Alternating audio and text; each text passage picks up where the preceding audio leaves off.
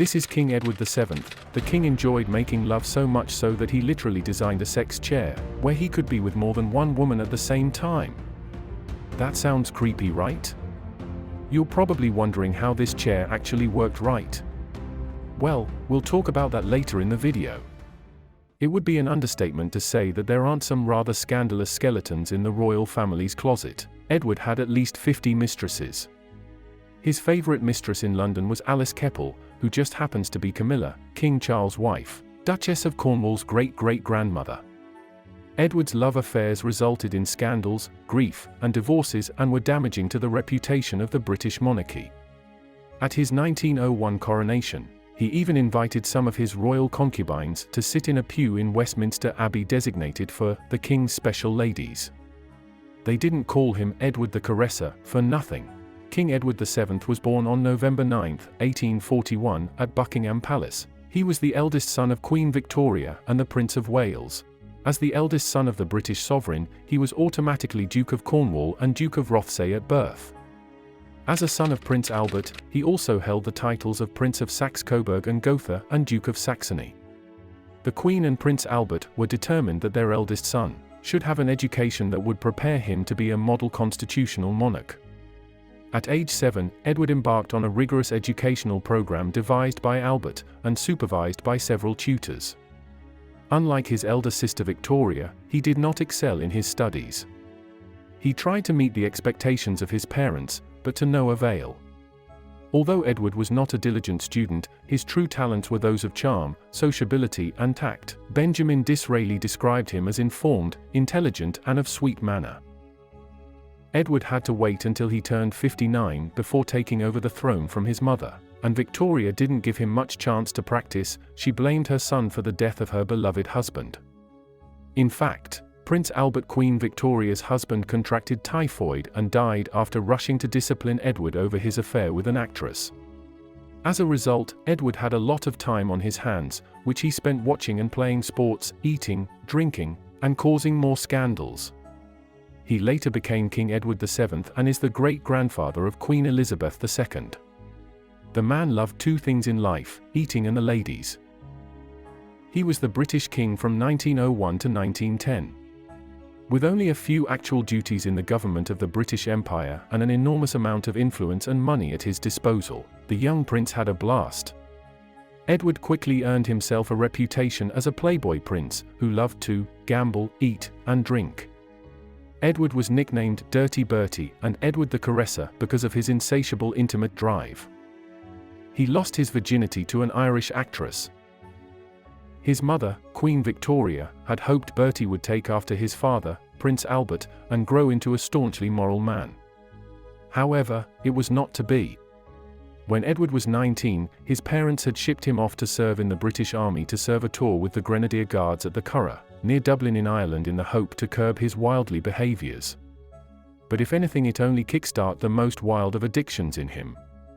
While serving in Ireland with the British Army, fellow officers figured out the future monarch was a virgin. Therefore, they arranged and smuggled the actress, Nellie Clifton, into the then 19-year-old Bertie's quarters to relieve him of his virginity. Prince Albert arrived in Dublin a boy, but if reports are to be believed, he certainly left a man. Word of Bertie's dalliances soon got back to his parents, and a concerned Albert took his son for a long walk in the rain to discuss his indiscretions. Shortly after, Albert died, and Queen Victoria forevermore blamed his death on the stress brought about by that dreadful business. In an effort to change his philandering ways, Victoria arranged a marriage for Edward to Princess Alexandra of Denmark. While Victoria maintained there was a union born of love, the truth was the pair had only met twice before they were married. However, they did grow to have a deep fondness for each other and a happy marriage, as long as Alexandra turned a blind eye to her husband's unfaithfulness. They met at Speyer on the 24th of September under the auspices of his elder sister, Victoria, who had married the Crown Prince of Prussia in 1858. Edward's sister, acting upon instructions from their mother, had met Alexandra at Strelitz in June. The young Danish princess made a very favorable impression. Edward and Alexandra were friendly from the start. The meeting went well for both sides, and marriage plans advanced. Queen Alexandra had 6 children, 5 of whom survived infancy. Her eldest son, Albert Victor, Duke of Clarence, died young and tragically, in 1892 at the age of 28. Edward and Alexandra commissioned the sculptor Sir Alfred Gilbert to make a memorial sculpture for him, which is located in the Albert Memorial Chapel at St. George's, Windsor. It is a marvel of Art Nouveau design and invention in metalwork, dominating the chapel space.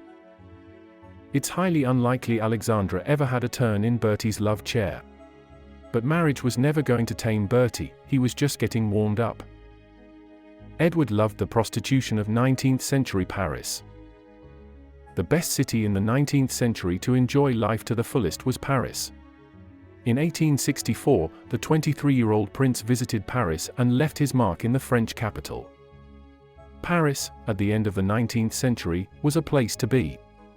Aristocrats started the evening at the opera house and ended it in a luxurious brothel. Edward wasn't interested in Parisian high art. Instead, he was lured to the city brothels and famous courtesans.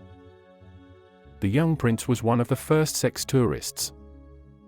In the best brothel in Paris, Le Chabanais, Edward rented his own private room for years in advance. He loved to have intimacy in a luxurious Sphinx bathtub, filled with champagne.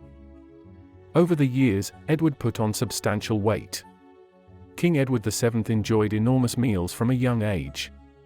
It was said during his reign, His Majesty feasted on 5 dishes for breakfast, 10 dishes for lunch and 12 dishes for dinner, which was considered the hard work for the royal kitchen of the British royal court. Since he had so much time, Edward decided to squeeze in a few extra meals, pushing his dinner time an hour later than was normal to about 8:30 p.m. His breakfast couldn't be more different than his mother's. It included roast chicken and lobster. Lunch had 8 courses, dinner had 12 courses and tea. Edward even had his own blend created just for him by fancy food store Fortnum and Mason. And the tea serving involved mini sandwiches, cakes, and sometimes meat pies. Right before bed, he had a supper of cakes. Edward VII was so committed to his food that he demanded hour-long intermissions at the opera, so he could have pastries and cold trout sent to the royal box. The love chair? In order not to crush his mistresses, he commissioned famous French cabinet maker Louis Soubrier in 1890 to make a love chair, in French siège d'amour. The chair was placed in his private room at Le Chabanais. The chair was to allow the corpulent British King Edward VII to lay with 2 or more women simultaneously. The design allowed the couple to be in close physical contact while seated, thus the name, love chair. Exactly how King Edward positioned himself and his ladies on the chair is somewhat of a mystery. Just a bit kinky, frankly, it was to sort of help him do the business, even though he was now quite large. The way in which it is structured had enabled him to remain standing and to access the lady on the chair, should we say, without his enormous belly getting in the way. Supposedly, the love chair enabled Edward to make love with 2 women at the same time. The many mistresses of King Edward VII. Lily Langtry was Edward's first serious mistress. Born on the island of Jersey, Langtry, an actress, met the Prince of Wales at a dinner party in 1877. Edward quickly became infatuated with her, and the two were inseparable for the next 3 years. The affair ended when Langtry became pregnant, most likely by a friend. Edward separated himself from her after her affair with the Earl of Shrewsbury resulted in the press suggesting that he would be called upon in the divorce case. Edward's second long-term mistress was Daisy Brooke, the society hostess married to Francis Greville, Lord Brooke. She was a member of the Marlborough House set, the group of socialites that formed the Prince and Princess of Wales's inner circle. Her affair with the prince would continue for 9 years and was a source of fun and entertainment.